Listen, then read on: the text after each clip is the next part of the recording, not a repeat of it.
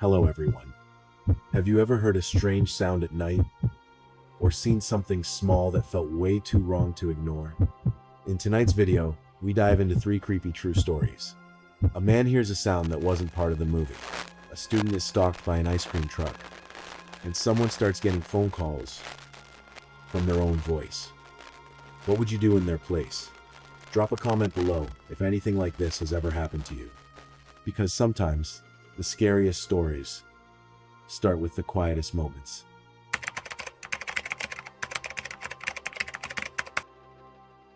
Was never the kind of guy who believed in signs, but looking back, that night felt like a warning. My name's Ethan Collins.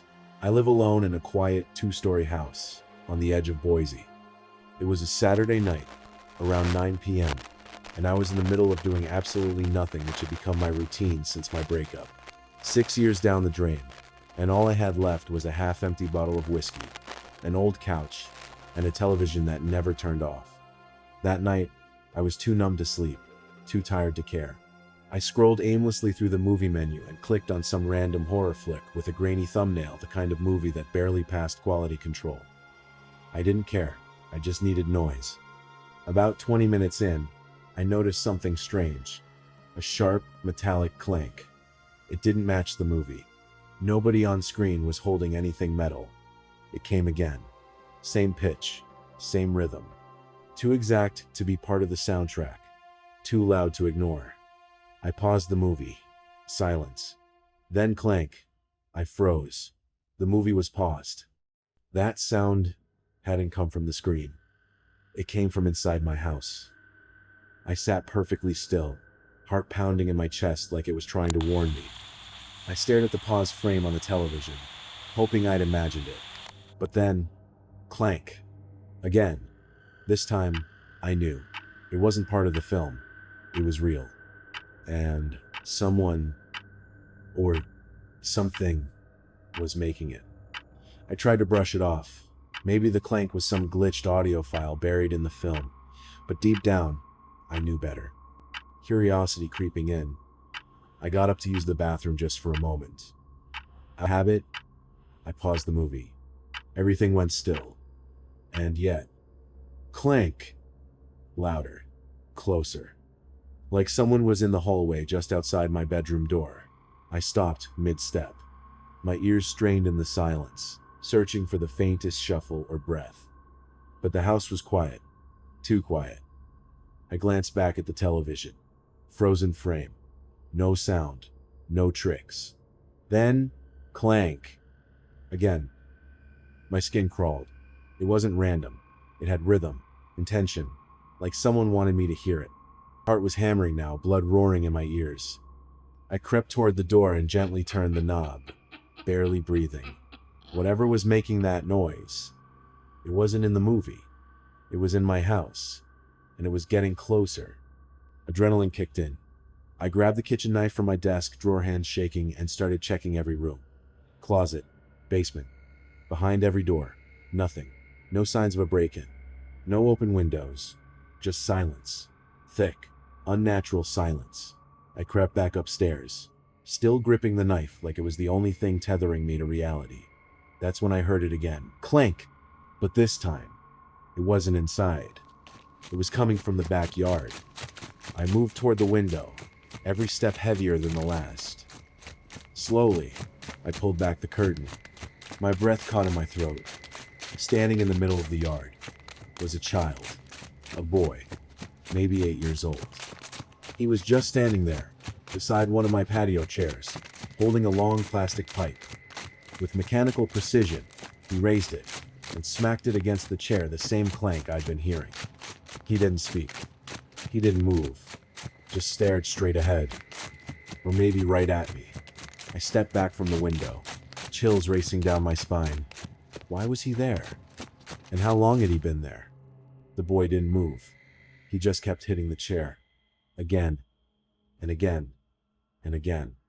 Each strike sent another icy jolt through my spine. I stood frozen behind the curtain, torn between fear and logic. Maybe he was lost. Maybe he needed help. But something deep inside me screamed, "Don't open that door." Still, I reached for the back door. My fingers curled around the knob, ready to turn, until something stopped me. A pressure in my chest. Instinct. Like stepping forward meant stepping into a trap. Why hadn't the kid knocked? Called out? Why just stand there? Banging. I backed away slowly and slipped to the small window left of the door, the one with the narrow view of the porch. I tilted the blinds just enough to peek through. My blood ran cold. Two men, dressed in black, crouching just beneath the awning right outside my door. Still. Silent. Waiting. One of them turned his head and made eye contact. Direct. Unblinking. I dropped the blinds and stumbled back. It wasn't the boy who needed saving. It was me. The second our eyes met through the window, my body reacted before my mind could catch up. I backed away and grabbed my phone with trembling hands. 911. What's your emergency? They're outside my house. Two men hiding under the porch. I think they're trying to get in. I didn't even wait for a response. I dropped the phone, spun around, and sprinted up the stairs, skipping steps as panic surged through every nerve. Then bang! The back door exploded open. They were in. Thudding footsteps echoed below, heavy, purposeful. I slammed the bathroom door and twisted the lock, my breath shallow, chest heaving.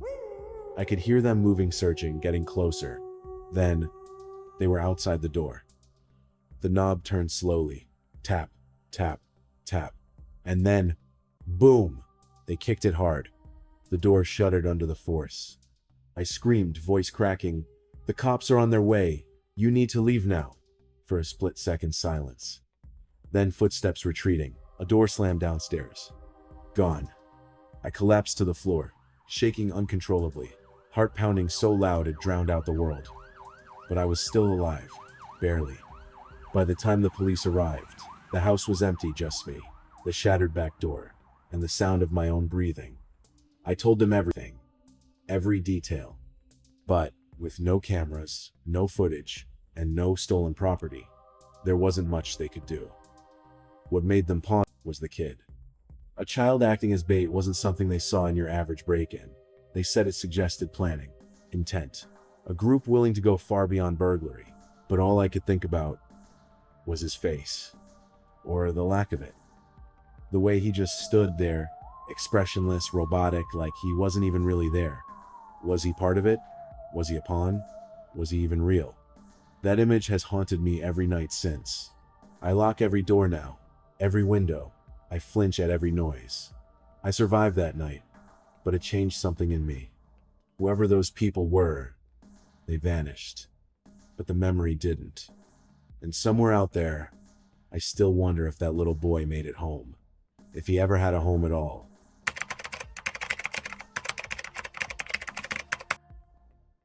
Spring break was supposed to be peaceful. While my friends flew off to party in Cancun or Vegas, I chose to spend mine back in Millbrook, the sleepy Wisconsin town where I grew up. I needed the quiet. The reset. No classes, no emails, just early workouts and coffee with no one talking to me. That Monday, I was already out the door by 6:15 a.m. The sun barely touched the horizon, and the streets were still asleep. I drove with the windows cracked, just enough to feel the morning chill bite at my skin. That's when I saw it, an old ice cream truck, parked alone, along the curb of a quiet residential street.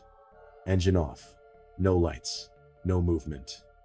At 6:30 in the morning, in March, at first, I just blinked. The kind of blink that says, wait, what? The truck looked wrong, like it had time traveled from a summer decades ago. Faded paint, peeling stickers of rocket pops and swirl cones. The windshield was fogged on the inside, like someone had been breathing in there. I slowed as I passed, glancing through the driver's window. Empty. But even after I turned the corner, I couldn't stop thinking about it. It didn't feel nostalgic. It felt wrong. Like it wasn't parked there by accident. I kept telling myself it wasn't a big deal. Just a weird moment. A weird truck. But the more I thought about it, the more it bothered me. It was mid-March. Still cold. Still early. Kids were in school. No festivals. No parades. No reason in the world for an ice cream truck to be parked there like it was waiting for someone, and yet, there it was. I tried to shake the unease and focused on the road, but the image kept flashing back in my head. The truck wasn't just out of place, it felt wrong. Like it had wandered into this world from somewhere it didn't belong, like it was watching. When I finally pulled into the gym parking lot, I sat in my car for a second, longer than usual, hands still on the wheel. I told myself to forget it, but part of me knew this wasn't over. Same spot, same silence. But this time, I saw him, a man, sitting in the driver's seat. He wasn't moving, just sitting there like a mannequin. His skin looked pale, almost gray under the windshield glare. He had a long, pointed nose and a scraggly beard that looked like it had never seen a razor.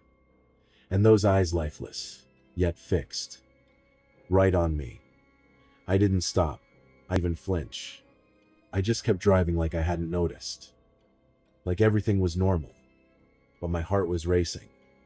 My palms slick on the steering wheel. That man hadn't just been sitting there. He'd been waiting. And somehow, I knew. Later that afternoon, I stepped outside to check the mail.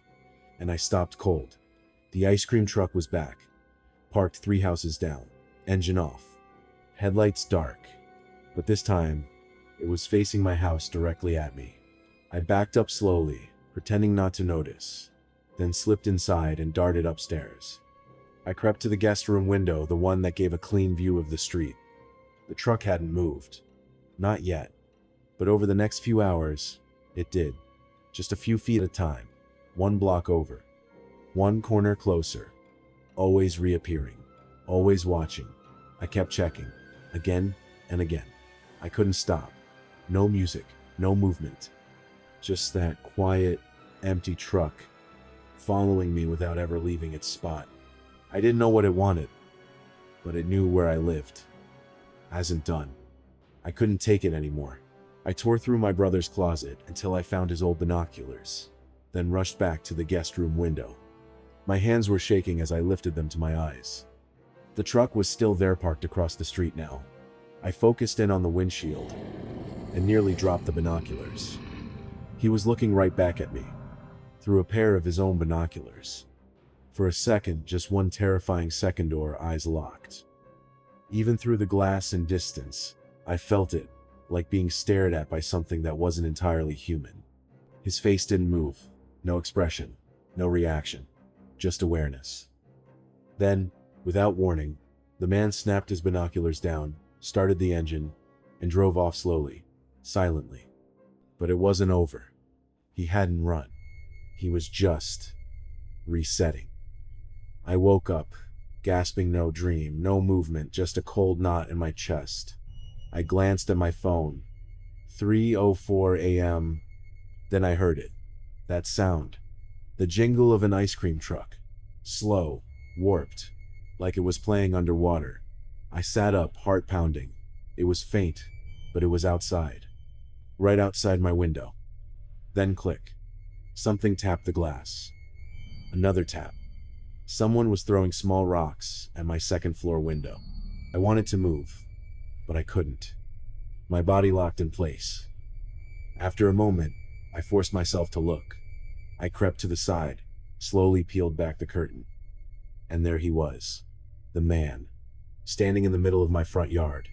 And on either side of him were 2 children, holding his hands. They didn't move. They just stared. And I felt something deeper than fear. I felt hunted. I didn't wait. I grabbed my phone with trembling hands and dialed 911. At the same time, I ran to wake my dad, barely able to form words. By the time we made it downstairs and opened the front door, they were gone. No music, no truck, no footprints in the grass. Just cold night air and the echo of a melody that didn't belong. The police arrived 20 minutes later. I gave them everything, every detail, every second. They were kind, but I could see it in their faces. Doubt. Until a week later, a story hit the news. 2 6-year-old twins, a boy and a girl, reported missing from a neighborhood 30 minutes away. I stared at the screen, heart frozen. They were the same height, Same age, same everything. They were the ones I saw. I'm sure of it. And I was too late. I gave my full statement to the police.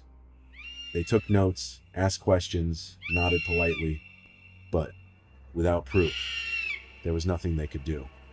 No fingerprints, no footage, just a story too strange to believe. And yet I know what I saw. Those children, were they already missing when I saw them? Were they witnesses? Or worse, were they part of it now? Brainwashed, changed. That man wasn't just a stalker. He was something else. I still hear the music sometimes, not really, but in my head. That jingle, that slow, sugary melody playing beneath the black sky. It ruins something innocent forever. Even now, I check my windows at night. I never walk out alone after dark. And every time I hear a truck rumble down the street, I flinch, because I know what it feels like to be watched. And I know that somewhere, he's still out there, waiting for the next window.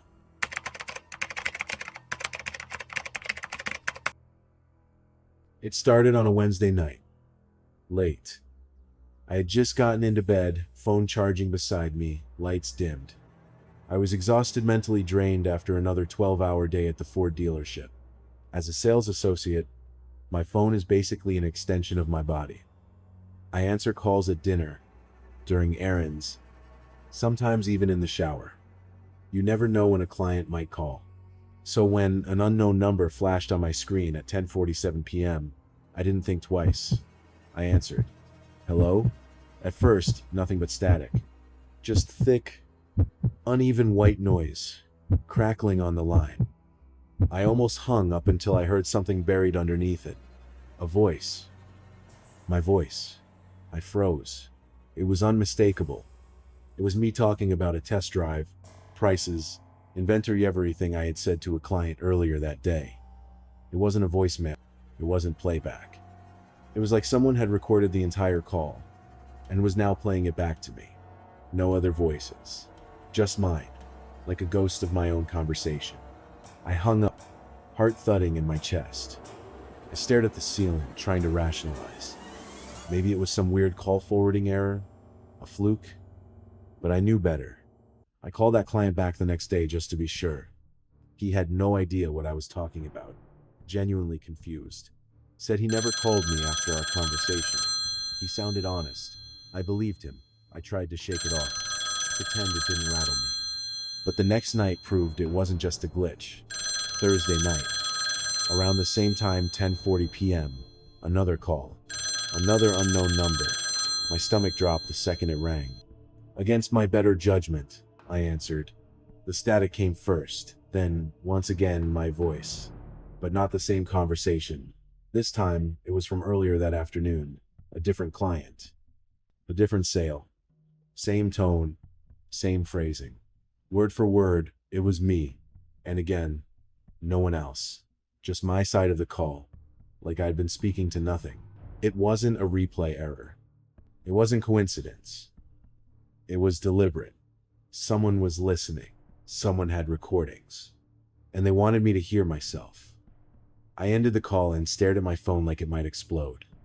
Then I got up and turned on every light in the apartment. Because suddenly, this wasn't just unsettling. It was personal. The calls didn't stop. Every night, just past 10:30. A different number each time, always unknown. And every single call was me. Different conversations, different days. My voice saying things I didn't even remember saying until I heard them. No background noise, no replies. Just my sidedry, transactional, emotionless, like I was talking to the void. By the fourth night, I stopped answering, but they kept coming. I started letting them ring out, but the silence made it worse. I began checking my windows constantly, peeking through blinds, turning lights on in every room, even the ones I wasn't using. I unplugged my smart speaker, shut off the television. I even started leaving my phone in the microwave at night. I couldn't sleep. I couldn't eat. Something about hearing my own voice, stripped of context, over and over again. It broke something inside me. I wasn't just being recorded. I was being studied, and I was starting to lose my grip. By night 6, I wasn't just scared, I was unraveling. The ringing didn't stop. My voice kept echoing back to me like some sick, looping ghost. And no matter what I did, it found me. I finally called the police. I felt stupid, even before the dispatcher picked up. I explained everything. Every call, every word, every detail. But without threats, without proof, they couldn't help me. Just told me to block the numbers and get some rest. Get some rest? I hadn't slept more than 2 hours a night. My hands were shaking all the time. I stopped going to work. I stopped answering any call 7 real ones. And somewhere in that mess of anxiety and static, a darker thought crept in. Was I imagining all of this? My mom had suffered from paranoid delusions for years before they finally diagnosed her. I used to swear I'd never end up like her. But now, I wasn't so sure. Because if this was in my head, it was winning. Then, the calls stopped. 3 full days of silence. No ringing. No static. No versions of my voice whispering through the line. For a moment, I thought it was over. Until night 4. The phone lit up at 10:58 p.m. A new number. Of course. I answered, half out of instinct, half out of dread. No static this time. Just breathing. Slow. Mechanical. Almost. Processed. Then a voice. Not mine. Not a recording. Real. But it was distorted like it had been run through a cheap voice changer. Low-pitched. Garbled. And all it said was, 11 o'clock. Click. The line went dead. That was it. No explanation. No threats. Just a time. But it hit me harder than any of the recordings ever had. Because this wasn't some anonymous playback anymore. Someone was out there, listening, waiting, and now they had something planned. In exactly 2 minutes, at 10:59, I was already seated at the kitchen table. Every light in the apartment blazed. My back was against the wall. I had a loaded handgun resting beside me, something I'd only ever touched once before. My hands were slick with sweat. My chest felt tight, like it was shrinking from the inside. I watched the clock tick down. 10 hours 59 minutes and 40 seconds. 10 hours 59 minutes and 50 seconds. 11 o'clock. Nothing. No knock, no voice, no shadow at the door. But the silence was worse. Because I realized I had become exactly what I feared. Paranoid. Sleepless. Armed. Alone. I sat there for hours, unmoving, barely breathing. Every sound outside made me flinch. Every second felt like a trap waiting to spring. By the time the sun started rising, I wasn't sure who I was anymore. The worst part? Nothing happened. But something inside me broke anyway. After that night, the calls stopped. No static, no recordings, nothing. I changed my number. Moved across the city. I even got a new phone, just in case. For a while, I thought I was in the clear. But peace didn't come. Because when something haunts you, it doesn't need to keep calling. The damage was done. I still jump when the phone rings. I still check every number twice before answering. And some nights, I swear I hear my own voice, whispering from behind the walls. I'll never know who did it, or how, or why. Was it a prank? A stalker? A stranger with too much access? Or something worse? The uncertainty is the part that never leaves, because I know this much. It doesn't take a monster to break a man. Sometimes, all it takes is a phone call, and the sound of your own voice saying things you don't remember. And deep down, I know, one day, the phone will ring again. And there you have it. 3 moments, 3 warnings, 3 chances to trust your instincts before it's too late. Have you ever gone through something strange like that? A phone call, a noise, a stranger who didn't quite feel right.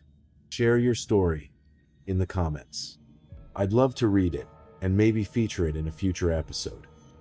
If you enjoyed this video, don't forget to like, subscribe, and turn on the bell so you never miss a new story. Until next time, stay safe. And always trust the silence. It's never just silence.